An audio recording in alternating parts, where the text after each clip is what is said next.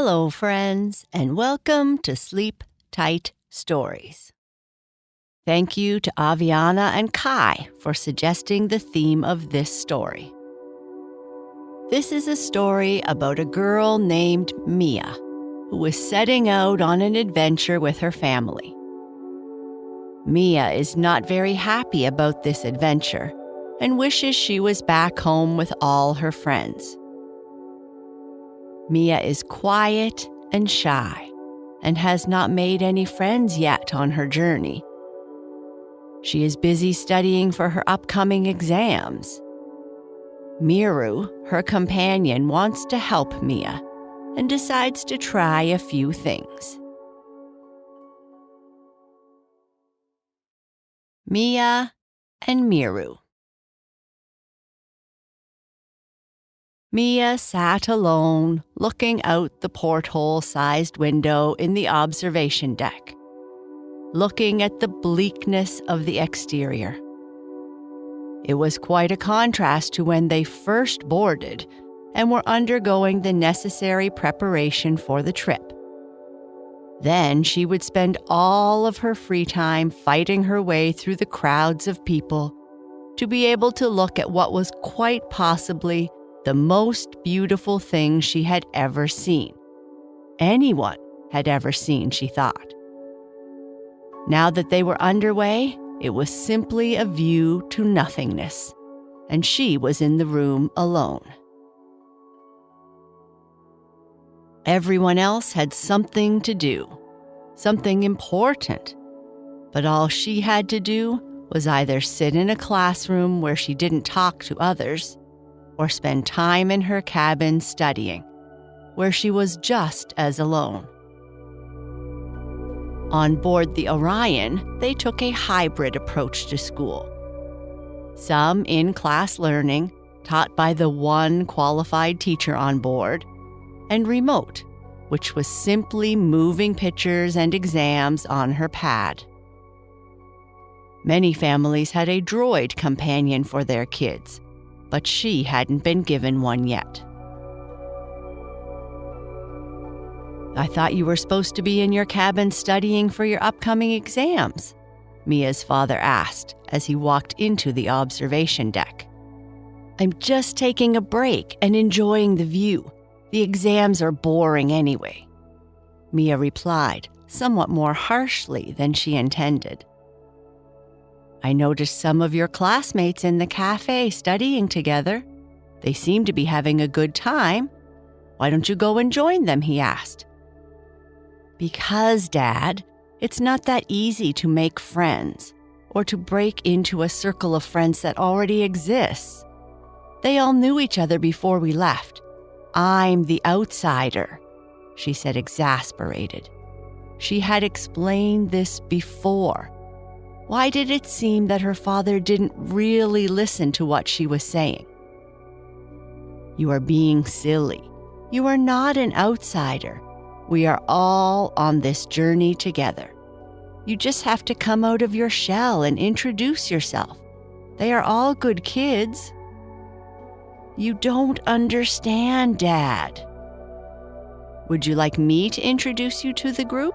That way you don't have to?" her father asked, trying to be helpful. "No, please, Dad, don't. That would make it even worse," Mia pleaded. Her father sighed. Okay, but you need to study. The exams may not seem important, but these skills you are being tested on are going to be very important where we are going." "Okay, I'll go back to our cabin shortly." "I'll see you at the cafeteria for dinner then. Love you," her father said as he was leaving the observation deck. "Love you too, Dad," she said quietly. Her father just didn't understand. He was someone who was comfortable in front of people. It was part of his job as the lead engineer, and as one of those responsible for many of the decisions that had to be made. He was popular and loved meeting people. Mia was the opposite. She was quiet and had a difficult time with people she didn't already know. It took her whole life to make a circle of friends. But now that her family had left, she had to start the process all over again. She missed her friends terribly. Mia and her family were colonists en route to a new planet outside the solar system. The WSS Orion, their home until they arrived in 3 years, was one of the largest ships of its kind, but it still felt small to her. There were few places to hide from all the people on board, and Mia felt being around so many strangers all the time tiring. Most colonists these days chose the relative safety of Mars, where there were already a number of settlements to choose from. But her dad, along with a number of others, proposed a different planet, far from Earth and far from her friends, and without the frequent shuttles to home. Once Dad sold Mom on the adventure and the idea of a fresh start, there was little chance that Mia's objections would be heard. Her little brother Mika was on board when he heard that they would still be able to make ice candy. After leaving the observation deck, it was a short walk to her cabin where her studies were waiting for her. The door recognized her and she opened the sliding door.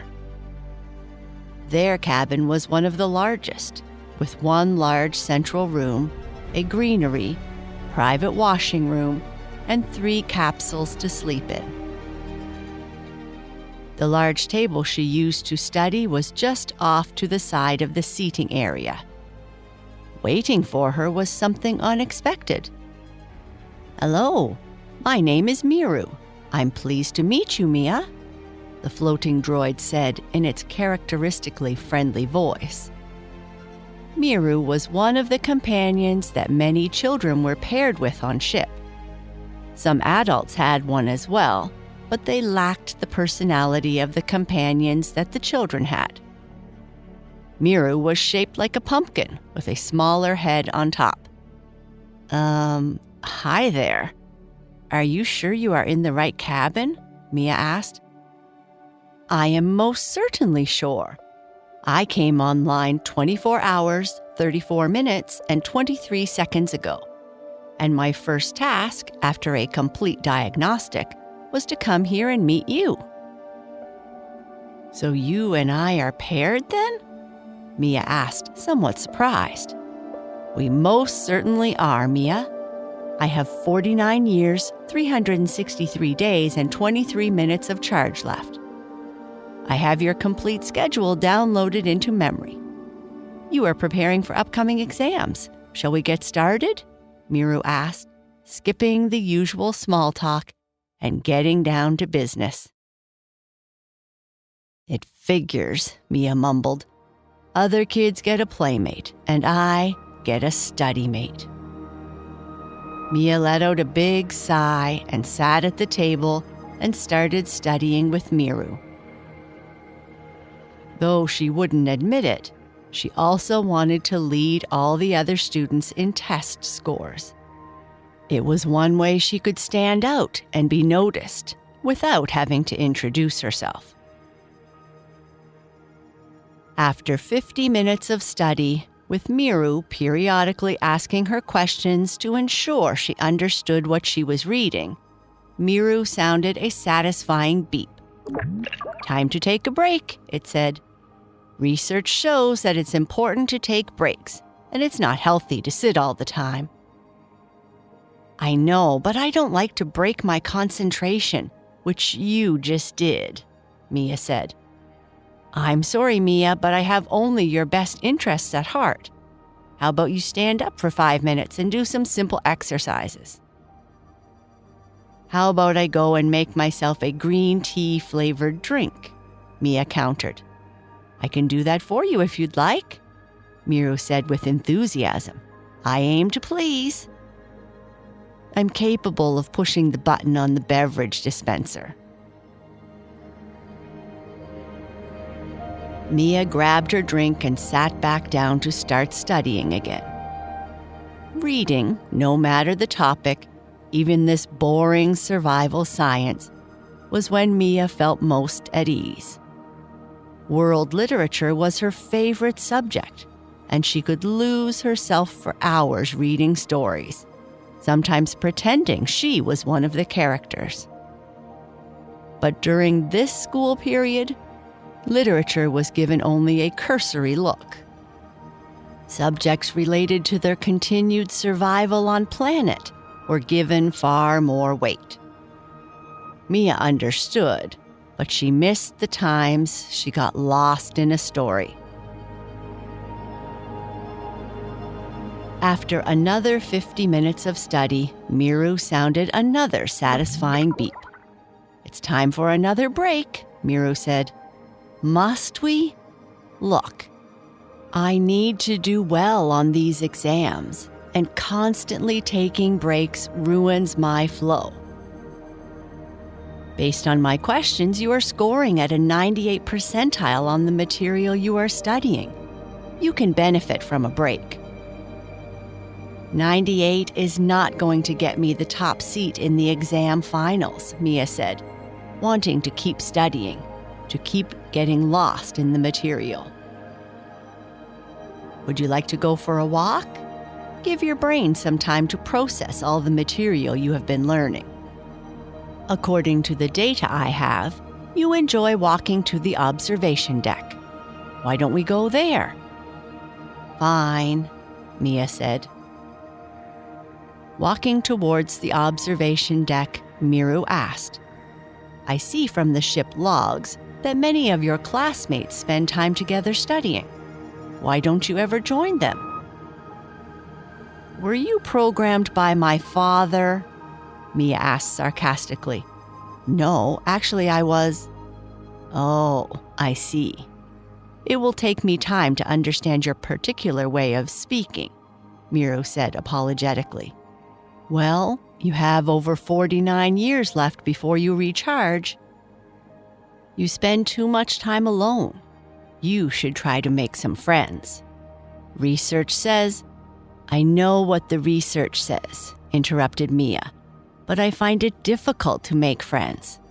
I'm quiet. I used to have a few friends until Mom and Dad decided to be colonists. I would love to have just one friend. I'll be your friend, Miru said. Thank you, Mia said. Mia had forgotten just how sincere companions were. You certainly don't waste time, do you? Only 49 years, 362.930556 days left before recharge. No time to waste. When they arrived at the observation deck, Mia walked straight to the window. It's not much of a view, Miru said. You are right. It's like looking into black soup. But you aren't actually seeing that, are you? Miru suggested. Mia looked at Miru for a moment, studying it, wondering just how it knew so much. You are correct, Mia said. I see images of our departure. I see memories of our life before, and of my friends. I think you have a bright future ahead of you, full of endless opportunities. You are smart and thoughtful, but you need to have a little bit of fun and not worry so much about the upcoming exams. The exams are pretty important. Yes, they are, but you will be ready, and you might enjoy the process even more if you had a little fun. Are you always this positive? Mia asked. I am your friend, and friends help friends. I have an idea. Why don't you have a milkshake before you continue your studies? Sure, I would love one, but... Wait, I know what you are doing. The only beverage dispenser with milkshakes is in this area's common room, where my classmates are studying. Are you sure my father had nothing to do with your programming? I think my green tea flavored drink is enough. Let's go together. You don't have to do anything special. You don't have to change. There are all kinds of people in the world. Just be yourself. But you should try to be present and see what happens. And besides, milkshakes are your favorite. How did you know? Mia started to say, but she knew the answer. What made companions so effective was their ability to know their friends so completely. Unlike the companions that were paired with adults, who acted more like a second and more superior brain, child companions acted more like a loving friend. With Miru leading the way, they walked toward the common room that was situated in this living quarters unit. It was full of greenery, entertainment areas, and treat dispensers. It was meant as a place for people to congregate and socialize, independent of study and work. After they arrived, Mia walked straight towards the dispenser that had milkshakes and selected rainbow flavor. Rainbow flavor was a mixture of different flavors, including chocolate, strawberry, vanilla, and a couple others that Mia couldn't identify. As she turned with her milkshake to leave, she heard the impossible, her name being called. "Hey, Mia, why don't you join us?" Mia looked to see Tito calling her name. He was in her class and was very talented in art and physical fitness, which Mia found to be an interesting combination. Okay, Mia said very quietly as she walked towards their table, feeling very nervous. "We were just about to discuss the books that we have read, and I heard you used to study literature before we all got stuck preparing for these exams," Tito said. "Literature and writing are what I love most," she said. "Well, have a seat. We would love to hear your thoughts." As Mia sat down, she could hear the positive beeps and tones coming from Miru, which she knew meant that it was happy.